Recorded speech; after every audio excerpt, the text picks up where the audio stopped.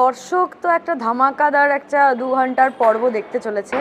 তার কারণ এটা শুধুমাত্র জোয়ার ভাটা পরিবার না, জোয়ার ভাটা পরিবারের সঙ্গে দাদামণি পরিবার রয়েছে, কোনে দেখা আলো পরিবার রয়েছে, কুসুম রয়েছে, রয়েছে পরিণীতা, সবাই রয়েছে। তো একসঙ্গে একটা মানে ব্লাস্ট হতে চলেছে যাকে বলে। আর নিশা আছে মানে তো দুষ্টুমিও থাকবে, দুষ্টুমি ব্যাপার থাকবে, কলকাতার রসগোল্লায় ডান্স থাকবে, দুই বোনের পারফরমেন্স থাকবে, আরও প্রচুর পারফরমেন্স আছে।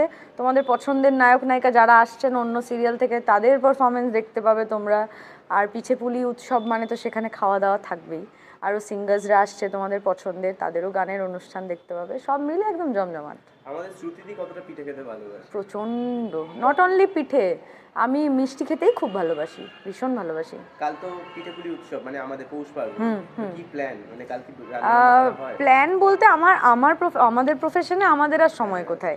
তবে হ্যাঁ, বাড়ির সবাই মানে বাড়ির বাবা মা বানায়। আমার বাবা তো স্পেশালাইজড এই ব্যাপারে, কারণ আমার দাদুর মানে আমার বাবার মিষ্টির দোকান ছিল।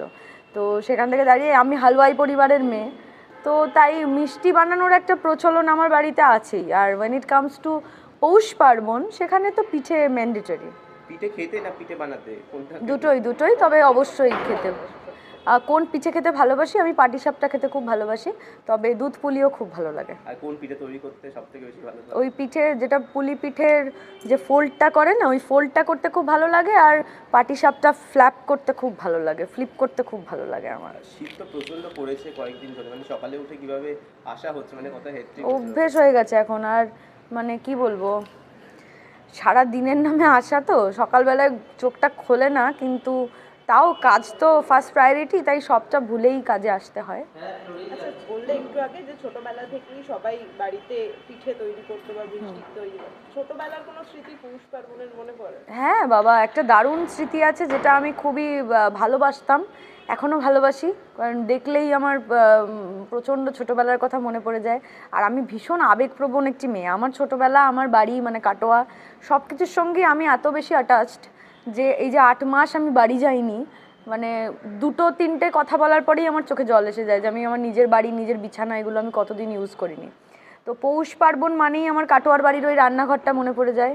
রান্নাঘরে আমি তখন এইটুকু, আমার মা আর আমি দুজন মিলে একসঙ্গে সব অ্যারেঞ্জ করতাম, বাবা কিনে এনে দিতেন সব। সব থেকে মজার একটা ঘটনা, মানে ঘটনা না, এটা একটা স্মৃতি। পিঠে বানানোর সময় আমার মা ওই চালের গুঁড়োটাকে একটু গরম জল দিয়ে যে মাখা হয়, তারপরেই দুটো ছোট ছোট বুড়ো বুড়ি বানায়। সেটা হচ্ছে আমাদের, জানি না তোমরা এই রিচুয়ালটা জানো কি না, পিঠে বানালে পরে ওই যারা বাঙাল বোধ হয় তাদের এই রিচুয়ালটা আছে। পিঠে বানানোর সময় চালের গুঁড়ি দিয়ে দুটো পুতুল বানানো হয়, একটা বুড়ো একটা বুড়ি। তো ওই বুড়ো বুড়ি বানিয়ে কিন্তু পিঠে বানাতে হয়। তো সেইটা এখন খুব মিস করি, কারণ পিঠে বানালেও মা বাবা বাড়িতে একা বসে বানায়, আমি শুটিংয়ে থাকি। আর যে বছরগুলো কাজ থাকে না, সেই বছরগুলো আমি ফ্রি থাকি, সেই সময়টা আমি বাবা মার সঙ্গে একসাথে পিঠে বানাই। এবং বুড়ো বুড়ি ইজ মাস্ট।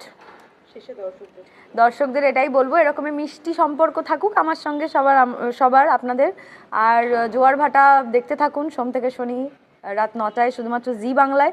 আর এই পিঠে পার্বণের যে স্পেশাল সিকোয়েন্সটা আপনারা দেখতে চলেছেন, সেটা 15ই জানুয়ারি রাত 8:30 থেকে 10:30 পর্যন্ত শুধুমাত্র জি বাংলায়। পৌষ পার্বণের জন্য আমাদের সকলের সুবিধি দর্শককে কি বলবে?